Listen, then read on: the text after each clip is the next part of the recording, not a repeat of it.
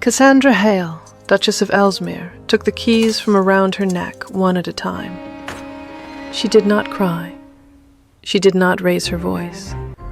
She did not wait by the window to see if his carriage would turn up the drive before midnight, though she had waited, every Christmas Eve before this one, until the clock had made a fool of her 12 times over. She set the ring of keys down on the hall table, key by key, the way her mother had taught her to count coins that must last a whole winter. The pantry key, the wine cellar key, the key to the estate office where the ledgers were kept in her own hand because no one else had thought the accounts worth keeping properly. Each one made a small, clean sound against the wood, and each sound was final. On the table beside the keys, in a plain leather folder tied with brown ribbon, lay a deed of sale for a house in Hartwell that had belonged to her father, and beneath it, a solicitor's petition that would end a marriage of 15 years if a court would only agree to look at it. She had signed the deed in the morning. She had signed the petition an hour ago, alone, by candlelight, while somewhere 12 miles distant her husband sat at another woman's table with his sleeves rolled to the elbow and his laugh, the one she had once thought belonged only to her, spent freely on a stranger. By morning, the house at Hartwell would belong to a man named Aldous Prynne, a wool merchant with ready money and no interest in old grievances. By morning, the Duke of Ellesmere would come home to a cold hearth, an empty hall table where his wife's keys had always hung, and paper enough to undo a great many things he had assumed were settled. She had not decided this in a single night. That was the part no one, least of all Julian, would understand until it was far too late to matter to the outcome. The winter of 1817 had come to Ellesmere the way winters always did in that part of the country, heavy and indifferent, laying its white weight over the home farm and the tenant cottages and the long avenue of limes, without asking whether the house beneath it was a happy one. It was not, and had not been for some time, though it would have taken a very careful observer to notice, because Cassandra Hale had built a talent, over 15 years of marriage, for making unhappiness look exactly like good management.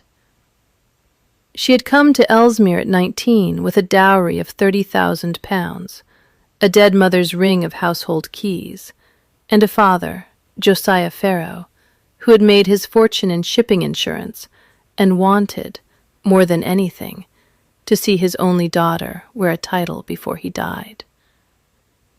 Julian Hale, then a young duke freshly burdened with a father's debts and a father's doctrine, had wanted the £30,000 rather more than he had wanted a wife, and had said so to his steward, if not to her, in terms plain enough that the steward had never quite been able to look Cassandra in the eye afterward.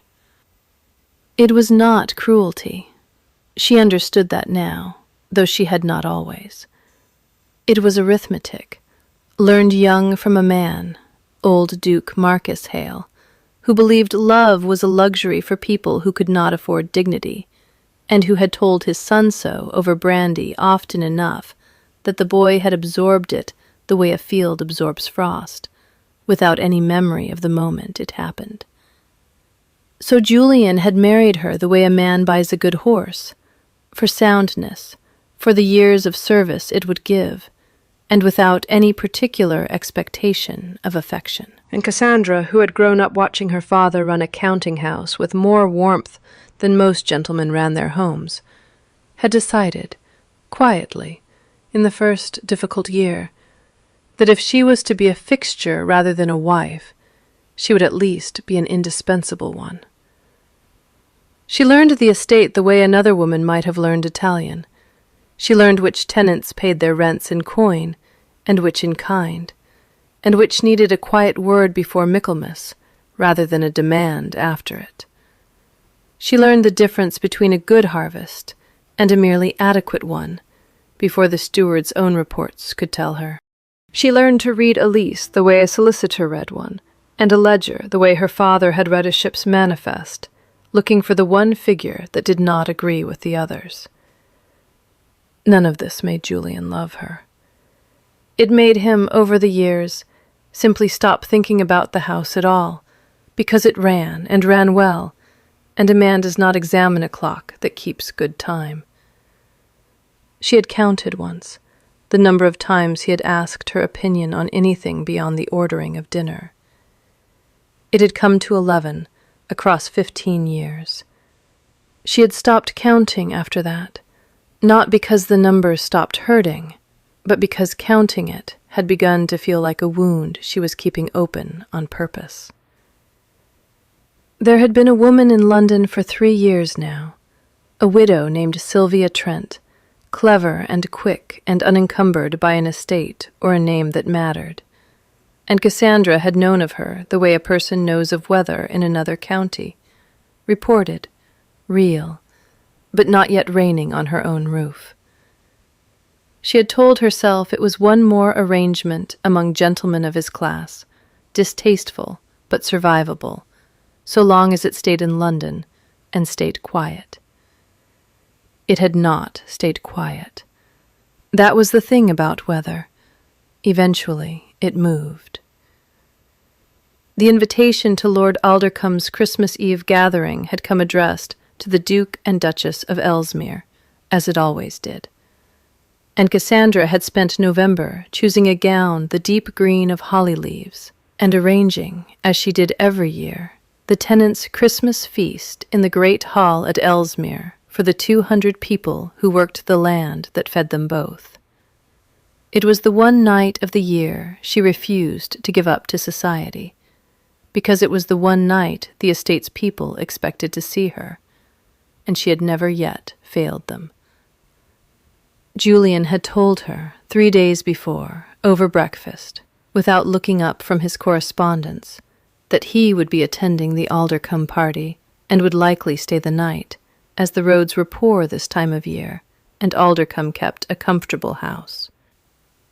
She had said, "Of course," because there had never, in 15 years, been a version of this conversation where anything else was possible to say.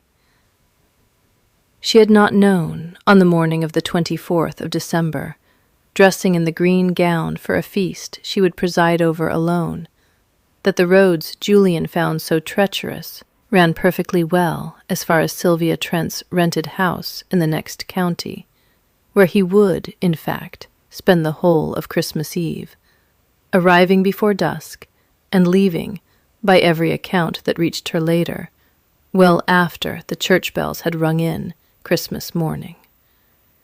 She had not known it, but she was about to.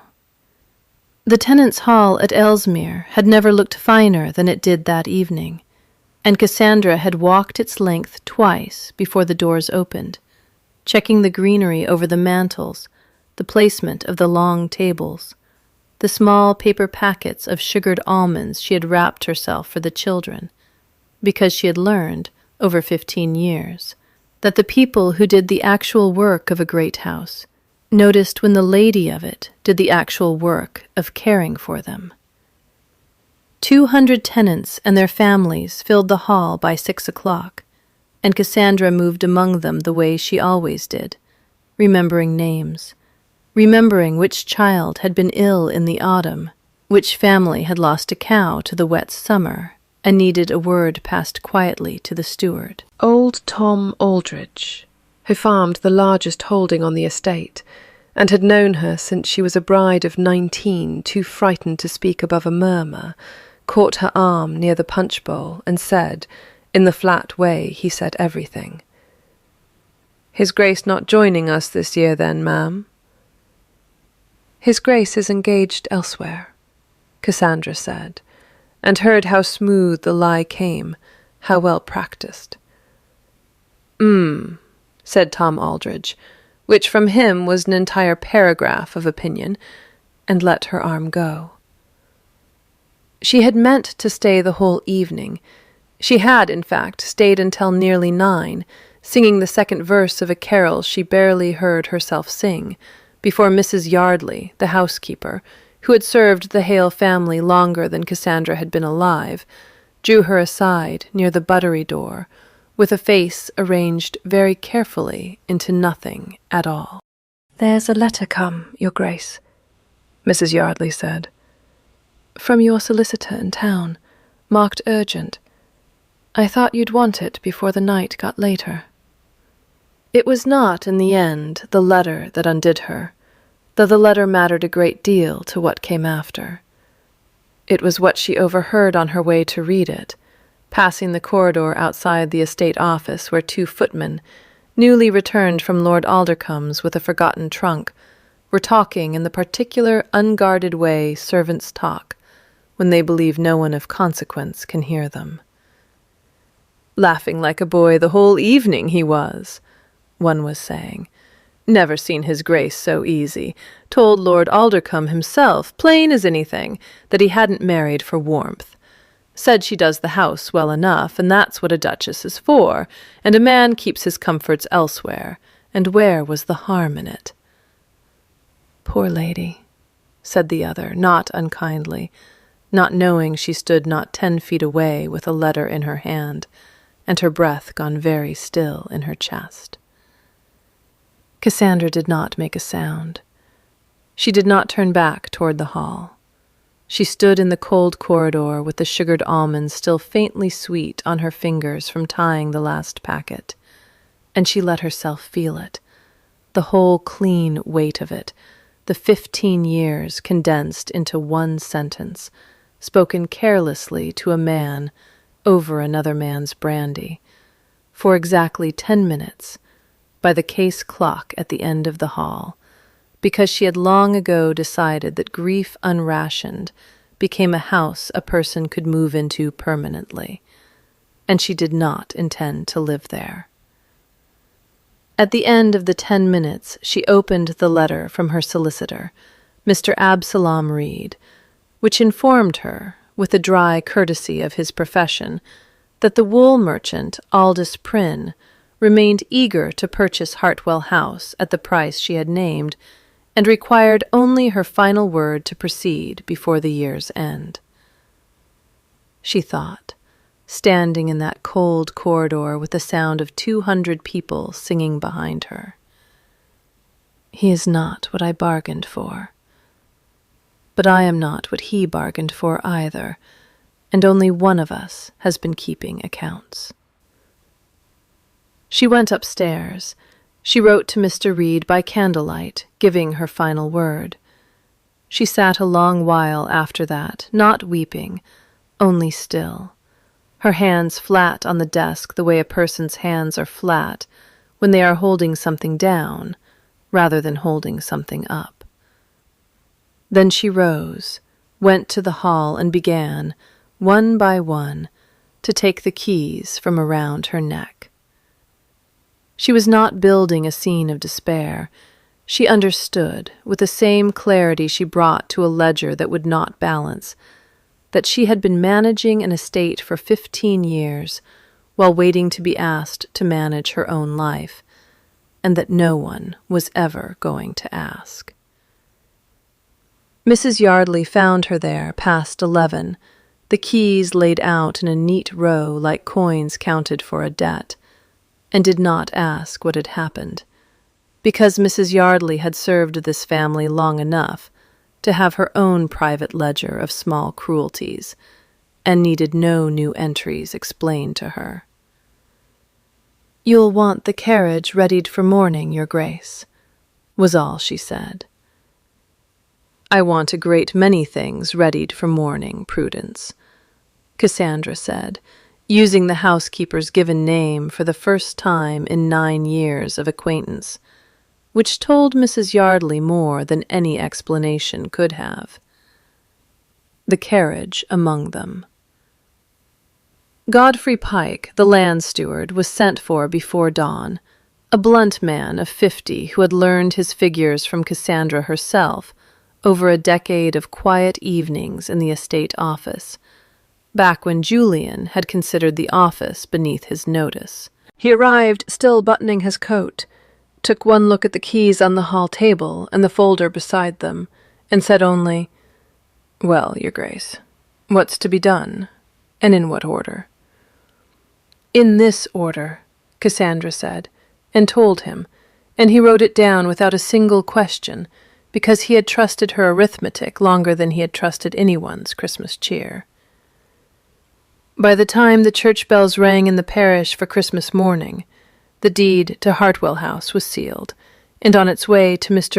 Reed by a rider paid double to travel through the night, and the petition lay folded inside its ribboned folder on the hall table, where Julian could not fail to see it, beside a note that said, in her own plain hand, nothing more than, "You will find, on inquiry, that I have been keeping accounts of my own.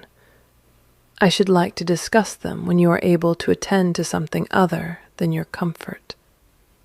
She did not go to bed that night so much as she lay in it, awake, counting her own breath the way she counted coin, until the gray morning light told her it was time to begin whatever came next.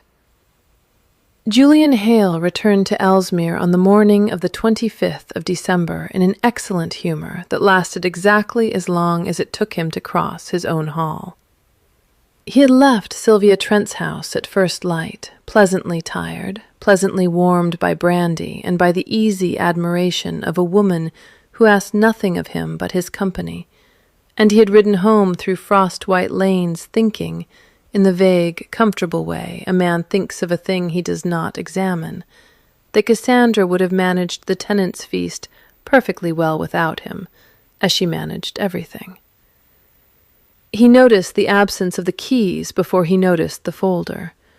It struck him as strange in the way a missing painting strikes a man who has walked past its empty hook for a full minute before realizing the wall looks wrong. Cassandra had worn those keys every day of their marriage. He had, if pressed, have said he barely saw them any more, which was precisely the trouble, though he did not yet know it. He opened the folder standing in his greatcoat, his boots still wet from the ride, and read the deed of sale first, twice, because the words did not arrange themselves into sense on the first reading. Hartwell House, her father's house, the one piece of property in the marriage that had never been his to touch, because her father's solicitor had been clever enough, 15 years ago, to keep it entirely separate from the settlement. Sold. Signed. Gone to a wool merchant for £4,200. A fair price. A final price.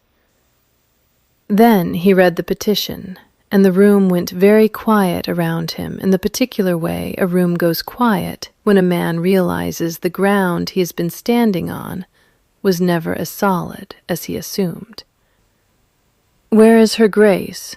he said to the footman in the hall, and his voice came out flatter than he intended, the voice of a man reading a bill he has just discovered he owes. "Gone to Hartwell House this morning, Your Grace, to see to the last of the packing," the footman said, "before the new owner takes possession." Julian stood a long moment with the papers in his hand. He did not throw them down. He did not raise his voice to the footman, who had done nothing to deserve it. He folded the deed and the petition back into their ribbon with hands that were, he noticed distantly, not entirely steady, and he thought, with the particular stillness of a man doing arithmetic he very much dislikes, that he had said a sentence at Aldercomb's table 2 nights running that he could not now entirely remember the wording of, though he remembered, with sudden and unwelcome clarity, the sound of his own laughter as he said it. He rode to Hartwell House within the hour. He arrived to find the drive already crowded with a wool merchant's wagons, sturdy men carrying out furniture that had belonged to Josiah Farrow, and in the midst of it, directing 2 footmen where to set a chest of her father's papers, his wife, dressed plainly, her hair pinned without ornament, looking for all the world like a woman conducting an ordinary Tuesday's business. "Cassandra," She turned. She did not look at him the way she had looked at him for 15 years, with the careful, waiting patience of a woman who has learned not to expect much and is pleasantly surprised by little.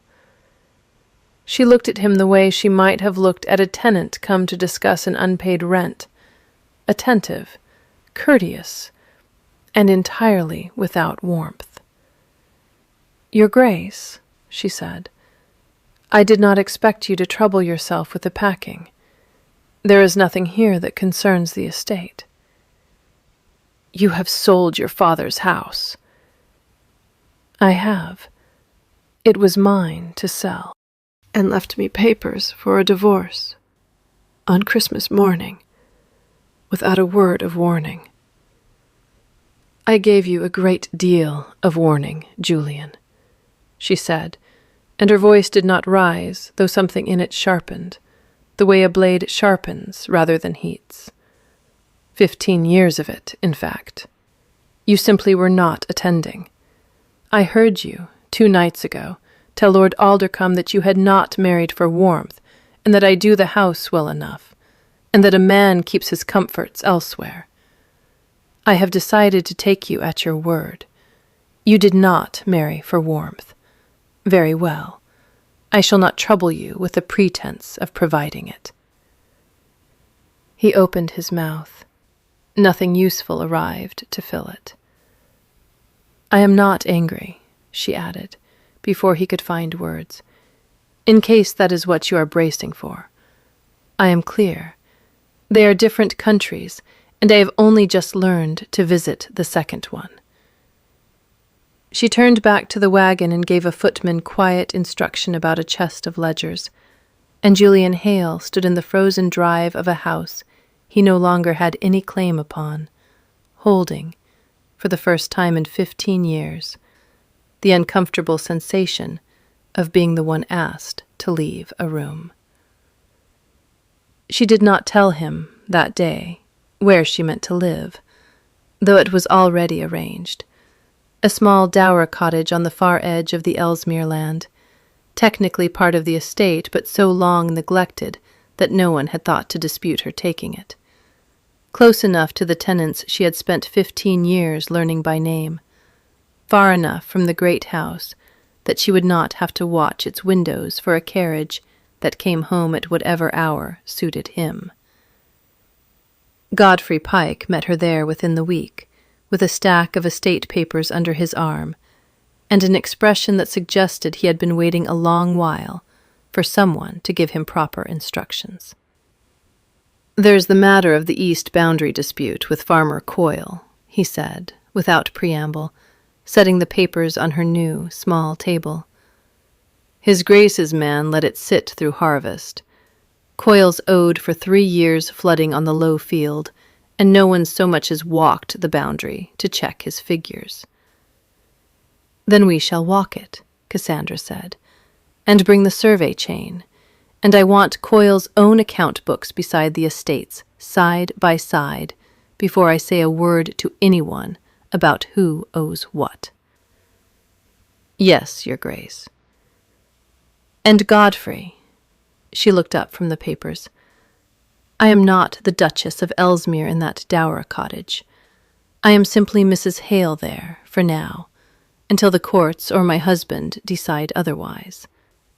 But I intend to be useful to this county, whether or not I am useful to my marriage, and I should like your help in being so." Godfrey Pike, who had watched her balance a harvest ledger to the shilling a decade before anyone else on the estate thought her capable of arithmetic at all, allowed himself the ghost of a smile. "I reckon you always have been, ma'am," he said. "Question's only ever been, who was paying attention?" The boundary dispute with Farmer Coyle took 11 days to resolve properly, and Cassandra resolved it the way she resolved everything, with numbers rather than sentiment. She walked the low field herself in borrowed boots, chain in hand with Godfrey and 2 tenant witnesses, and found that the flooding had indeed taken 3 acres of Coyle's best ground for 3 consecutive autumns. a fact the estate's previous steward, a man Julian had inherited from his father and never troubled to replace, had recorded as a single vague line. Some water damage, disputed, and left to rot in a drawer. She totaled the loss herself at the going rate for barley per acre across 3 seasons, added a fair allowance for the man's labour lost in trying to drain ground that could not be drained without proper ditching, and presented Farmer Coyle with a figure of £11 4 shillings, paid from her own dower income, rather than wait on an estate that was not, strictly, answering to her any more. Word of it moved through the tenant cottages the way water moves downhill, finding every low place first.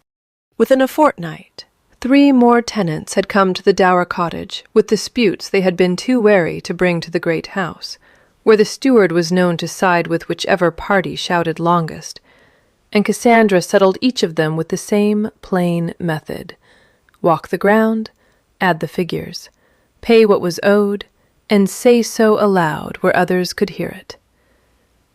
It was Tom Aldridge who put the shape of it into words first, over cider at the dower cottage door, where he had come ostensibly about a fence and stayed to talk. "Folk are saying you keep better accounts alone in that cottage than his Grace's man keeps in the whole of the big house," he said. "Meant as a compliment, ma'am, whatever it sounds like." "I shall take it as one," Cassandra said.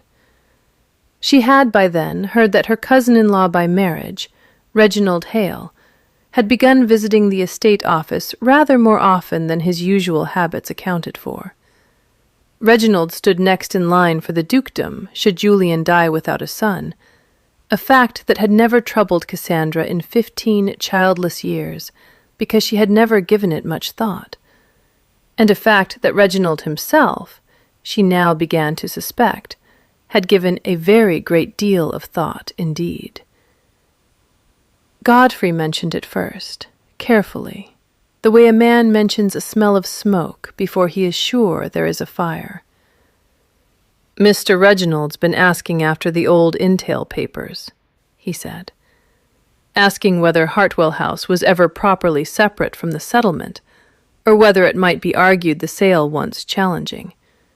Asking, too, about the terms of your dower arrangement, ma'am, close as anything." "Let him ask," Cassandra said. "A man who asks questions in the open is not the man to fear. It is the one who stops asking and starts writing that concerns me." She began, that week, a private ledger of her own, not the estate's, not Hartwell's, but a plain book she kept in a locked drawer of the dower cottage's small desk, in which she recorded every visit Reginald Hale made to the estate office, every clerk he spoke with, every old paper he requested to see.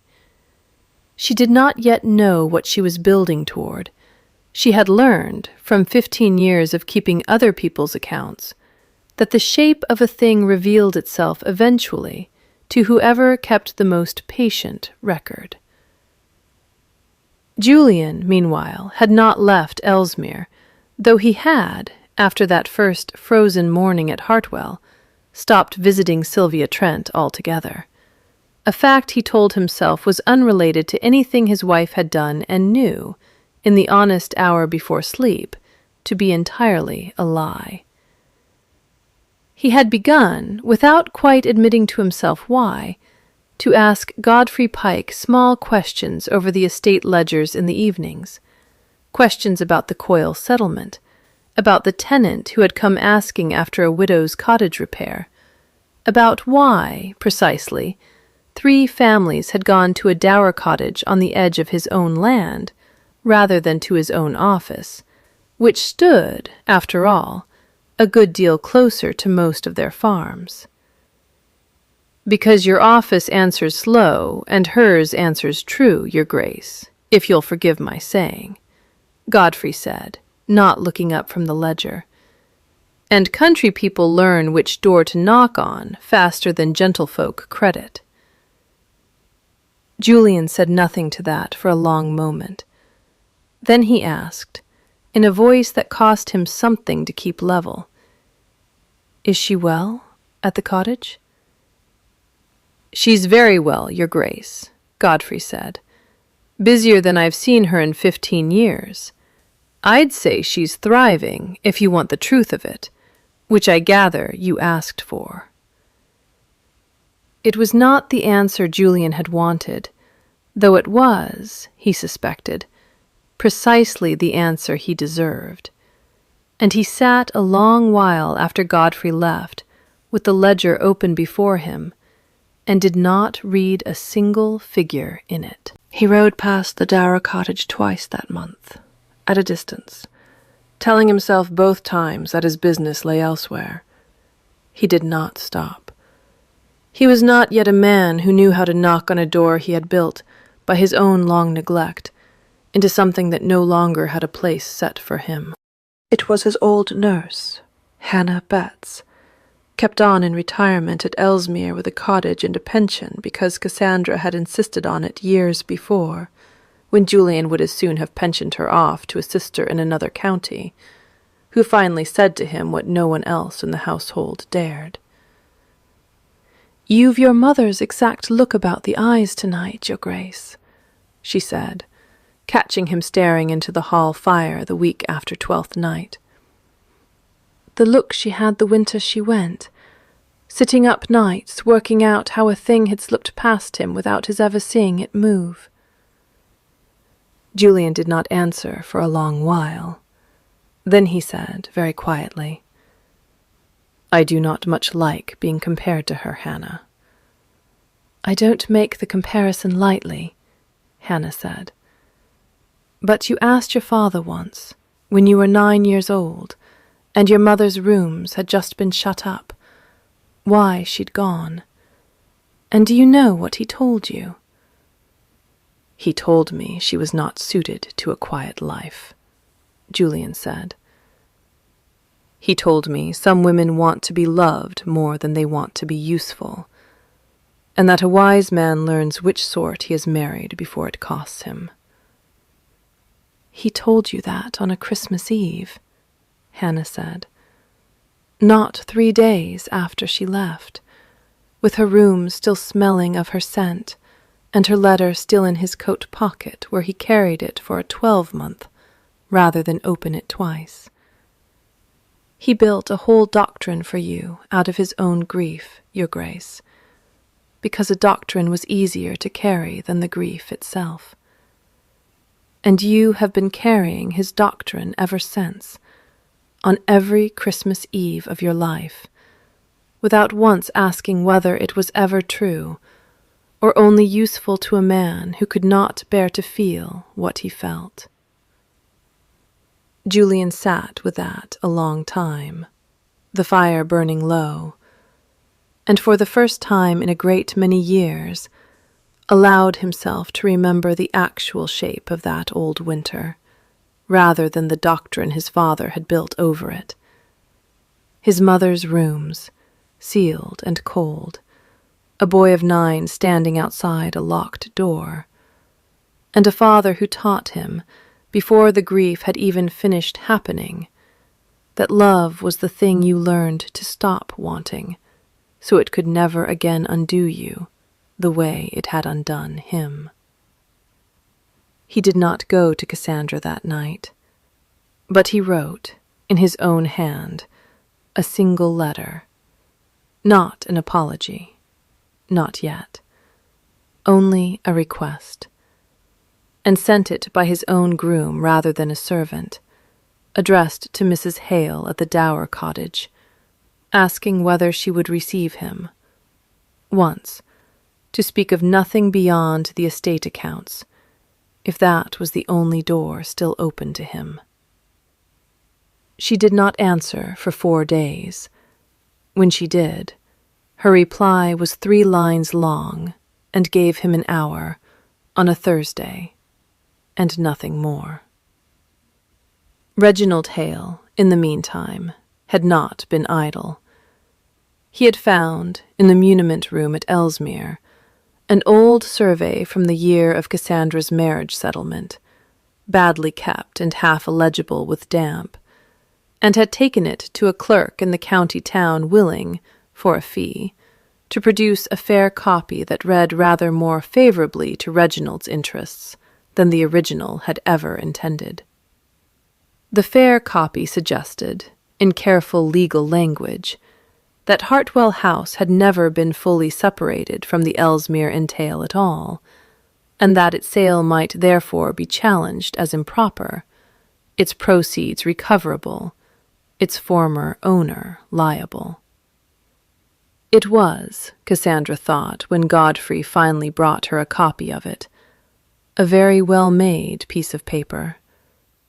It was also, she was quite certain, a lie, because she had read her father's original settlement herself a dozen times over the years, in the way she read everything, patiently and more than once, and she remembered the wording of it a good deal more precisely than any hired clerk's fair copy did. "He has made one mistake," she told Godfrey, laying Reginald's document beside her own memory of the original terms. "He has dated his copy to a survey year in which my father's solicitor, Mr. Reed's predecessor, was in Bath the entire summer, recovering from a gout attack so severe it is recorded in 3 separate letters I have seen with my own eyes. A man cannot witness a survey from a sickbed 80 miles distant. Send to Mr. Reed. I believe he keeps his predecessor's old correspondence." She did not celebrate finding the flaw. She simply wrote it down in her private ledger, beneath the growing record of Reginald's visits, and waited, the way a person waits who has already decided the ground will hold beneath her when the moment comes to stand on it. Julian arrived at the Dower cottage on the appointed Thursday, at the appointed hour, and Cassandra received him in the small front room, seated behind her own desk, rather than in any chair that might have suggested she was a guest in a conversation about her own life. He had come with a speech prepared. She could see it in the stiffness of his shoulders, and she let him begin it, because she had learned that a man rehearsing an old script needed to exhaust it before anything true could follow. "I have come to ask you to reconsider the petition," he said, "for the sake of the name, if nothing else. A divorce would be a scandal neither of us—" "Julian." She said his name quietly, and it stopped him more thoroughly than a raised voice would have. "I did not sell my father's house and draw up a petition because I wished to inconvenience your name. I did it because I finally heard, in plain words from your own mouth, what 15 years of small silences had already told me. You did not marry for warmth. You married for management. I have simply stopped supplying warmth I was never asked to provide, and I find I have a great deal more time now for other work." "I was wrong to say it," he said, and stopped, as though the sentence had cost him something to produce, and he needed to gather himself before spending more. "Were you wrong to say it?" Cassandra asked, "or only wrong to be overheard?" He did not answer at once. When he did, his voice had lost the rehearsed evenness it had carried in the doorway. "Both, I think. I have told myself for 15 years that a marriage was a contract of management, because my father taught me so, on a night I was too young to argue with him, and because it was easier to believe than the alternative, which was that my mother left because something in this house, in this family, was not enough to hold her, and might not be enough to hold anyone I let myself care for either. It was never that you were not enough, Cassandra. It was that I decided, very young, never to find out whether I was." It was, she noted privately, the first true sentence he had spoken to her in a very long time, and she did not soften toward it, not yet, though she marked it, the way she marked every entry, for what it was worth and no more. "I require 2 things of you," she said, before I say another word about petitions or houses. I require your full explanation. Not tonight. It is too raw yet for either of us to trust it. And I require your apology, which are not the same thing, whatever you have been taught to believe. An explanation tells me why. An apology tells me you understand what it cost. I have had a great deal of the first from men in my life, Julian, and almost none of the second. You shall have both, he said, in full, when you are ready to hear them. And in the meantime, Cassandra said, rising from the desk at last, you will not ask me to withdraw the petition as a courtesy.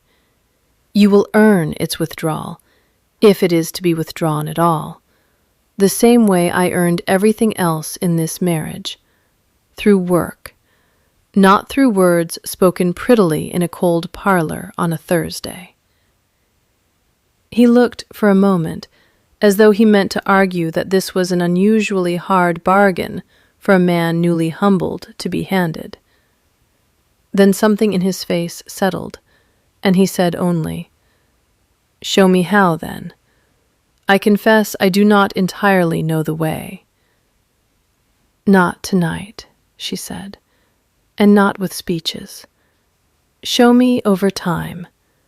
That is the only proof I have ever trusted, in a ledger or a marriage."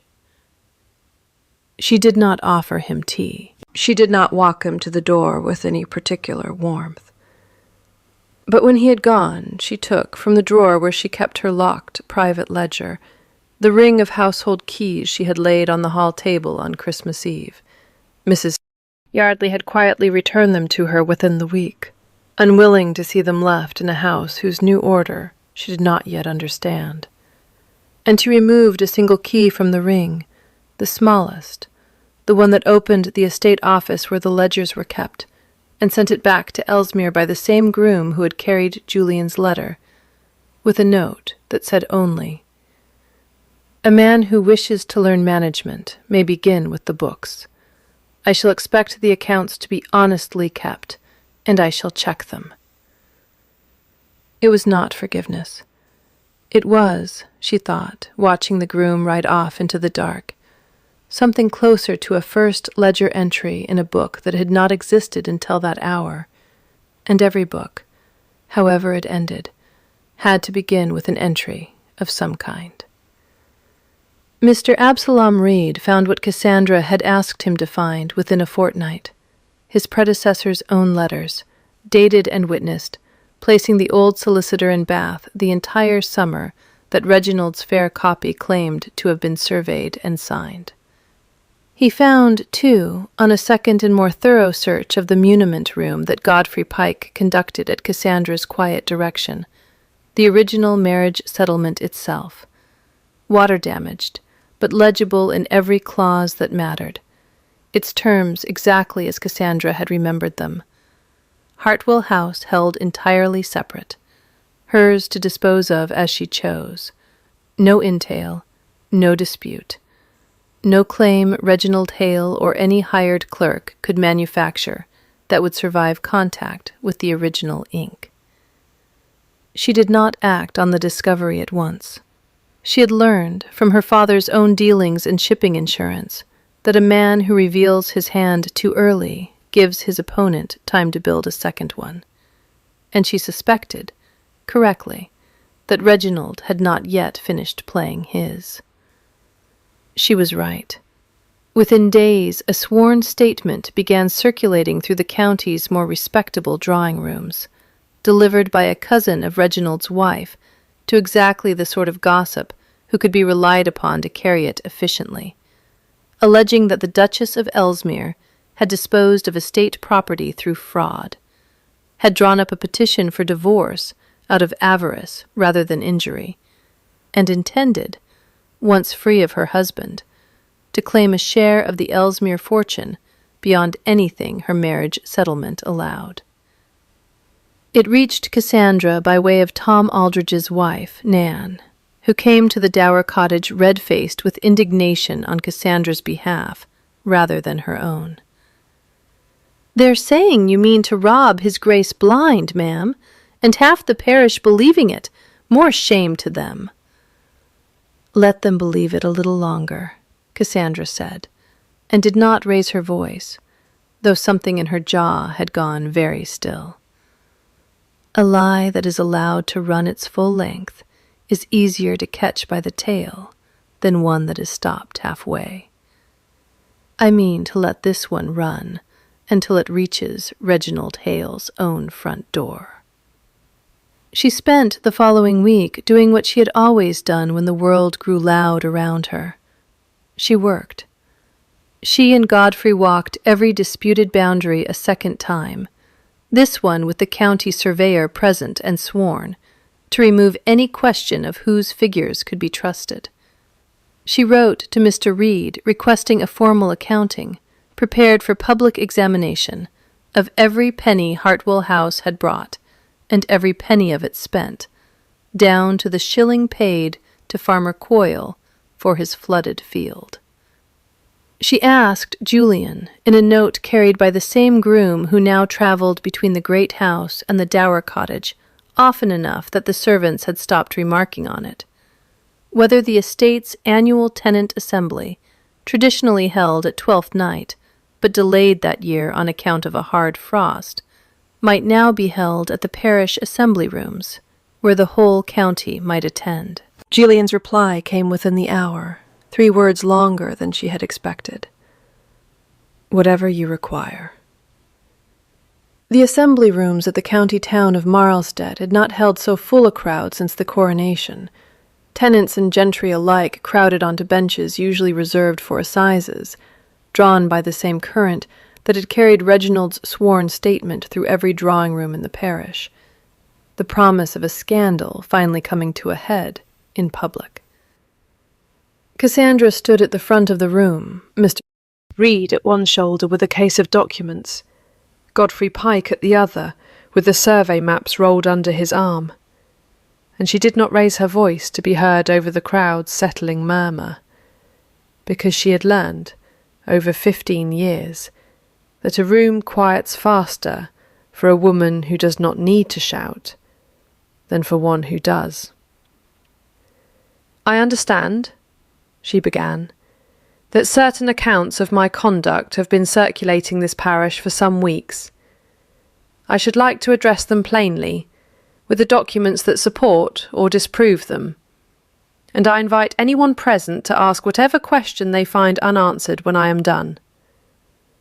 She laid out the original marriage settlement first, its water stains visible to the front rows, its clauses read aloud by Mr. Reed, in the flat, procedural voice of a man who had no stake in the outcome beyond the accuracy of the record. She laid out Reginald's fair copy beside it, and the letters proving his solicitor's absence from the very survey he claimed to have witnessed, and let the room draw its own arithmetic from the 2 documents set side by side. "Mr. Reginald Hale," she said, when the murmur of recognition had passed through the benches, "is present, I believe." He was, seated near the back in a coat too well cut for a man about to be badly undone, and every head in the room turned toward him at once, the way a field of grain turns all at once toward a single gust of wind. "I do not accuse you of forgery in this room, sir," Cassandra said, "because I do not need to. The documents accuse you well enough on their own, and I find that a document, unlike a man, cannot be argued out of what it plainly says." It was Tom Aldridge who rose next, unbidden, hat in his hands, and said in his flat farmer's voice that carried further than any speech, "I've walked that low field with her grace myself, with the chain and the surveyor both, and paid to the shilling what was owed for 3 years' flooding. More honest dealing than I've had from any steward this county's kept in my lifetime. And after him rose Nan Aldridge, and after her a widow whose cottage roof had been quietly mended at Cassandra's own expense the winter before. And one by one, without any arrangement or instruction, the working people of the parish stood and gave their small, plain accounts of a woman who had kept better faith with them than the paper circulating against her ever had. Something in Reginald Hale's face, by the fourth testimony, had gone the particular grey of a man watching a debt come due that he had never expected to be called upon to pay in public. He did not stand to defend himself. He left, before the assembly properly ended, by the side door, and was gone from the county within the month. His creditors, for it emerged he had debts of his own, considerable ones, which the failed claim on Hartwell House had been meant to answer, settled quietly by a sum Cassandra herself insisted on providing, rather than see the man imprisoned for a scheme she judged born more of desperation than malice. "You could ruin him utterly," Godfrey observed afterward, "and no one in this room would blame you for it." "I could," Cassandra agreed. "I find I would rather be the kind of woman a county remembers for what she built than for what she was owed and chose to collect in full. Let him go quietly. It costs me a little money and buys me a great deal of peace." Julian had stood at the back of the assembly room the whole time, unremarked in the crush, and had watched his wife dismantle a false claim on his family's honour with nothing but paper and patience, while 200 people who had never once been asked to love her stood up, of their own accord, to say that she had earned it. He walked out into the cold Marlstead evening afterward, and stood a long while by his own carriage, not yet ready to trust his voice, thinking of 11 years, and one sentence at a dinner table, and a doctrine his father had built from grief, and handed him like an inheritance he had never thought to refuse. He came to the Dower cottage 3 days later, and this time he did not bring a rehearsed speech. He brought instead the full account she had asked for, the one he had promised on that first Thursday, and he gave it to her without softening a single part of it. "My mother left on a Christmas Eve," he said, seated across from her at the small desk, his hands flat on his knees the way a man's hands sit when he is holding himself in place rather than reaching for anything. "I was 9. She left a letter my father never showed me, and never fully forgave her for, and instead of grieving her honestly, he built me a doctrine to live inside instead, that love was a luxury for people who could not manage without it, that a wise man married for use and kept his warmth elsewhere, safely, where it could not be taken from him the way she had taken herself from us.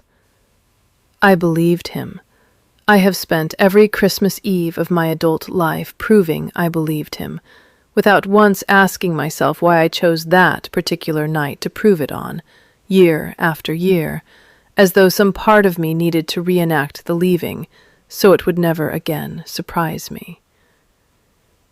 "That is the explanation," Cassandra said, when he had finished. "I asked for one, and you have given it honestly, and I believe you. It does not yet answer for what it cost." "I know it does not." He looked at her directly, which he had not always been able to do in 15 years of marriage. "I am sorry, Cassandra. Not sorry that you found me out, which is what I would have said a year ago, and thought it the same thing. Sorry that I let a 9-year-old boy's grief run my whole adult life, and called it wisdom, and left you 15 years in a house I never let feel like a home. because I was too afraid to find out what it would cost me to want one." She sat with that a long moment, and something in her chest, held very carefully still for a very long time, allowed itself to loosen by one small degree. "Very well," she said. "Then here are my terms, and I will say them once, plainly, as I say everything. Hartwell's money remains mine, wherever I choose to spend it, and no future claim, from you or any cousin, will ever be raised against it again.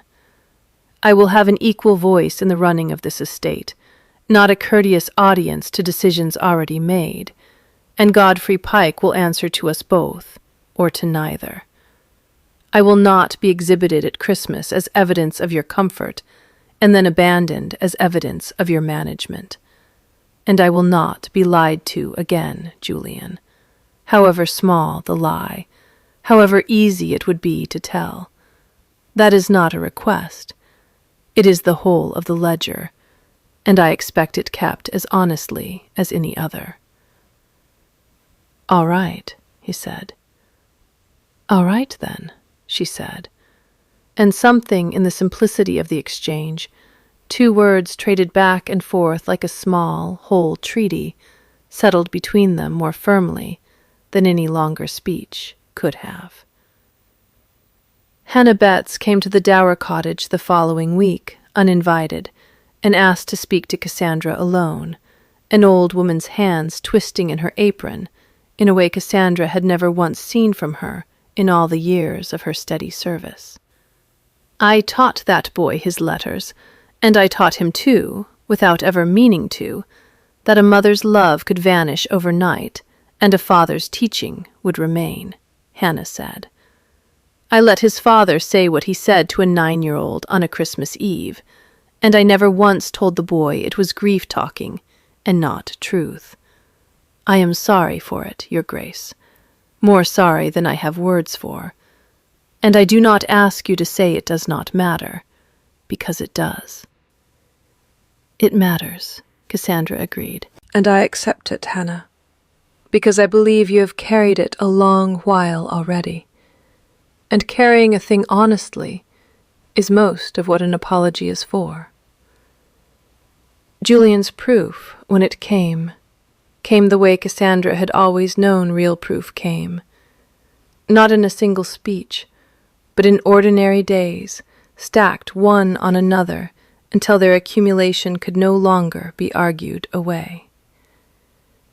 He moved his own chair without remark, from the head of the estate office table to the seat beside hers, so that the ledgers lay open between them rather than in front of him alone.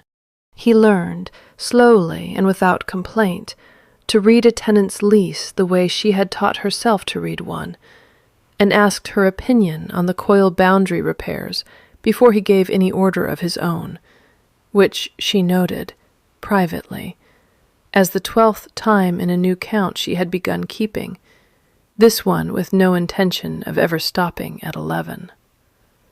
He rode out with Godfrey in weather he would once have called beneath his notice, to walk a flooded field himself rather than take a steward's word for its condition. He began, without being asked, to pour her tea before his own at breakfast. A small thing, nothing in isolation, and Cassandra found herself thinking, more than once, that nothing in isolation was precisely how a house learned, at last, to be warm. The relapse came in April, as she had privately expected it might, because old habits do not die simply because a man has decided, sincerely, to bury them. A tenant petition arrived concerning a right-of-way disputed since before Cassandra's marriage, and Julian, out of 15 years of reflex rather than any new unkindness, settled it alone in an afternoon, exactly as his father would have, and told her of it afterward as a piece of finished business rather than a question still open. "You have done it again," Cassandra said, not unkindly, laying down her pen. "Decided a thing that touches this estate without asking me, because it was faster, and because some old part of you still believes that is what management means. He stopped. He did not argue, though she watched him want to, watched the old reflex rise and then, visibly, be set down again, which she thought was itself a kind of proof. "You are right," he said. "I did it out of habit, not out of disrespect. But the effect on you is the same either way.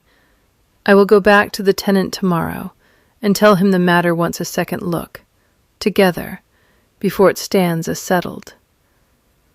"That will do," she said, and meant it, because a relapse named and corrected was worth more to her than a false claim of perfection ever could have been.